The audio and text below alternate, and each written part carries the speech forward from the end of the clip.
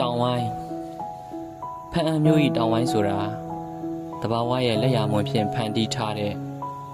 ပကြီးကားကြီးတစ်ချက်ရဲ့ပါနက်နက်စောစောအလင်းအောင်ထွက်မြူစားမှု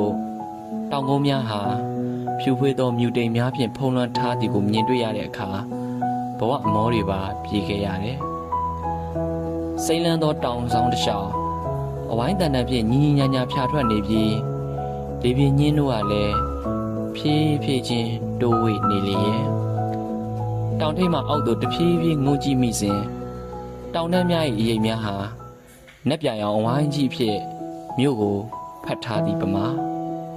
ငှက်များရဲ့မြည်တမ်းများဟာတဘာဝစတန်စုံတေးကိုဖန်တီးနေလေတယောက်ဘုံတင်ွယ်ရေစကြိုး